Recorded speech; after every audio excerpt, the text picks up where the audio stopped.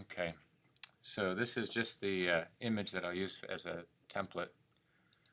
Just going to go to File, New, and the recent files that you've had or saved files, there's a slash right here that tells you can go to mobile, web, or print. If I click on the print, the first one that comes up is highlighted, and this is set up into points and picas, so I'm just going to, in this part at least, show it to you. So it's 8.5 by 11 as a vertical piece, and go ahead and hit create. This one that I have, I've made horizontal, so I'm just going to go into the artboard and double click on it and rotate this around so it's a vertical format. The units of measure is what I want to try to get into so I can make a rectangular shape. This is the image that I just brought in, so if you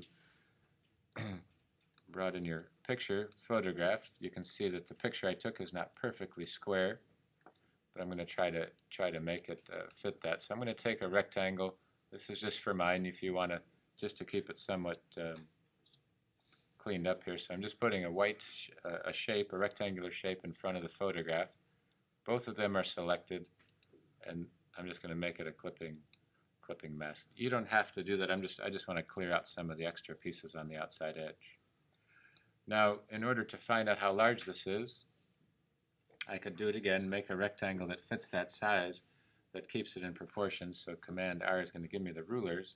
Right now it's in inches. I'm just going to change it to picas, which is a more even unit of measure, and setting this part up here. Okay. So let's see if I have it. So 22 by 28 is what I want to make. So I'm going to create a rectangle. And up at the top, it has the units of measure. It has the X, Y, H, and W, so it gives me the positioning of the center. So when you click and move this, the measurement stays the same, but the XY coordinate from the center of this rectangle changes. So all I'm going to do is for the width, I'm just going to type in 22, and for the height, I'm going to type in 28, just hit return. So that is the shape of this rectangle in proportion, and taking a look. So it's 22 picas by 28, very similar to the architects and engineering scale. On an 8.5 by 11 page, so I can go back and put that to inches if I'd like, so you can see that it's 8.5 by 11. I'm just going to drag the one corner up, but hold the shift key down so it stays in proportion. So that will be my image. With the piece that you've brought over into the file, this is going to be behind it, so I'm just going to go to Object, Arrange, bring it to front. It's only behind it because I brought it in and created something on top of it. And again, just shift key this one to fit as close as I can to that measurement. And that's what's going to give me the unit of measure. So I can put it to the back, take the orange rectangle and flip it so now it's on top of it, and it's hard to see, so I'm just going to increase this part a little bit just so you can see it, and it goes to the outside. So this is all on one layer, so I'm going to lock it and bring in a new layer just as you would do with your design. And now the idea is to go through this and see if I can't recreate this. Again, if you want it to be a little bit lighter, you can dim it down, and working above this layer, just make sure it's selected. So for example, if I was going to use this as my wrapping paper sail and building services. So I'm just setting this type all into one text box, and depending on how you like to work, it's all up to you now. It's putting all your knowledge so far of Photoshop. So I'm going to just type in Times. It looks like it's a Times bold font there. And again, you can just shift key. I'm going to just try to match the holiday there. I'll give it a red color there. And if I'm trying to match my sketch, and since I'm pretending that this is my sketch on the top, I have the paragraphs. I can center it because the type is centered.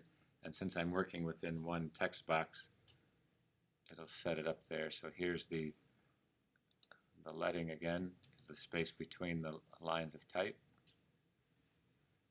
And depending on that piece. So there it gives me that initial selection. If I wanted to do this bottom one, I can simply just highlight this since it's the same text. Just put in what this is going to say. So it makes it much easier. $3 here.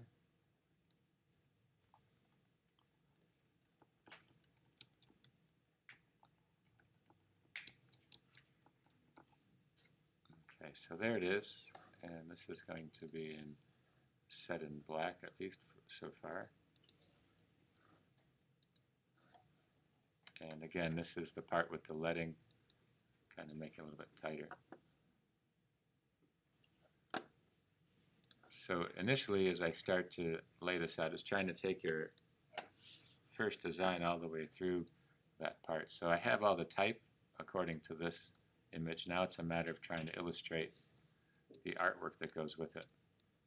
And again, this is whether you're using the pen tool, the brush tool, if you remember some of this from before, changing some of the images, the angle,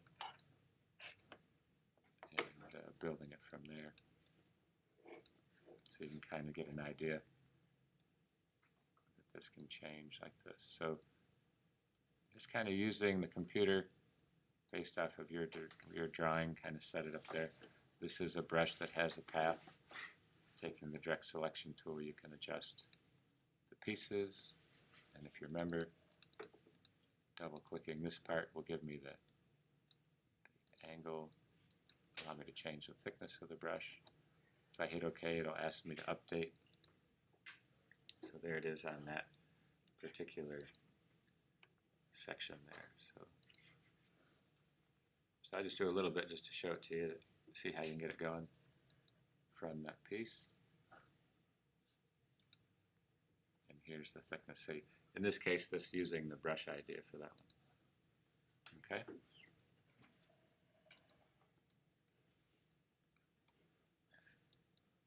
So that's kind of the design they